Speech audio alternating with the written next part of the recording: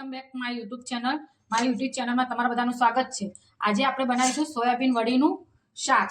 આ મેં ગરમ પાણીમાં સોયાબીન વડી પલાળી દીધી છે. એને હું અડધો કલાક પલાળી રાખીશ. પછી એની ગ્રેવી કરવા માટે આપણે 3 નંગ ડુંગળી લીધેલી છે, 2 ટામેટા લીધેલા છે, 2 મરચાં લીધેલા છે, 6-7 કળી લસણ છે અને 1 ઇંચ આદું છે. એમાં આપણે મસાલામાં યુઝ કરીશું હળદર, મરચું, ધાણા જીરું, મીઠું અને ગરમ મસાલો. જો આપણી આ વડી સરસ રીતે પલળી ગઈ છે. હવે આપણે આને પાણીમાંથી નીકાળી દઈશું. નીચવીને આવી રીતના પાણીથી નીકાળી દઈશું. આ મેં સોયાબીનને વડી બધી નીચવી નાખી, પાણીમાંથી કાઢી અને એમાંથી પાણી નીચવી નાખ્યું છે. આ તેલ મૂકી દીધું છે મેં. તેલ 3 ચમચા તેલ મૂકેલું છે. હવે એમાં હું 1 ચમચી જીરું નાખીશ. જીરું ચટકે એટલે એમાં હું હિંગ નાખીશ. હિંગ નાખ્યા પછી આ 10 જેટલી લસણની કળીઓ છે એ પણ હું નાખીશ. આમાં લસણની કળી સેજ લાલ લાલ થઈ જાય એટલે પછી એમાં ડુંગળી નાખવાની. અને ડુંગળી નાખ્યા પછી એને હલાવવાનું. અને ડુંગળી થોડી ગળી જાય ત્યાં સુધી એને આપણે રાખીશું.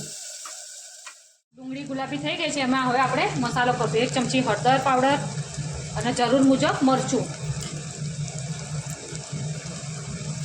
નાખીને આપણે હલાવીશું. અને બરાબર મસાલા ચડે ત્યાં સુધી આપણે એને રહેવા દઈશું.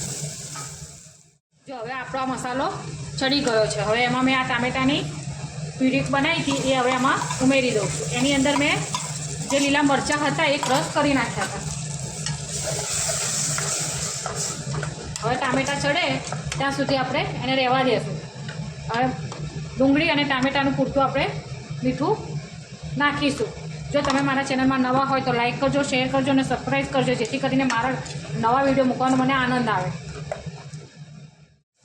જો આપણો આ મસાલો બરાબર ચડી જાય, ટામેટા ચડે એના માટે હું 2 થી 3 ચમચી જેટલું પાણી નાખું છું. અને આ બરાબર મસાલો ચડી જાય અને તેલ છૂટું થાય ત્યાં સુધી આપણે એને રાખીશું. ગેસ મારો ફાસ્ટ જ છે.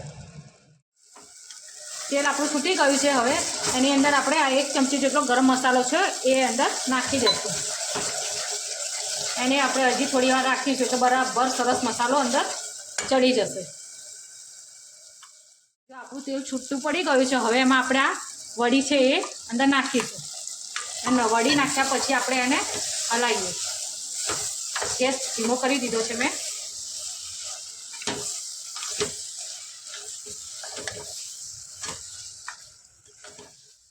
હવે આપણે જરૂર મુજબ મીઠું નાખી દઈશું અને એને આપણે હવે હલાવીશું.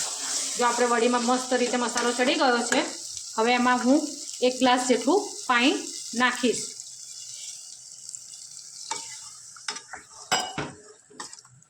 હવે આને હું કુકરનું બંધ કરીને 3 સીટી વગાડીશ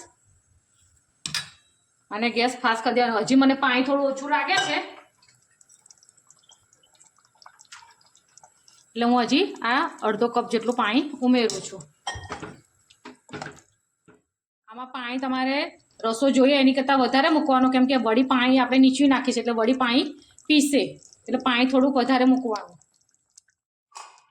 હવે કુકર બંધ કરીને આપણે 3 સીટી વગાડી દઈશું.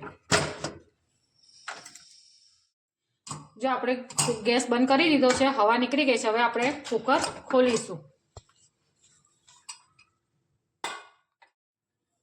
જો આપણું શાક બનીને રેડી થઈ ગયું છે.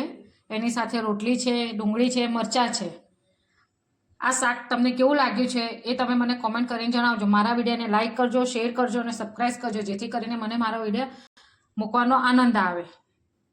બાય.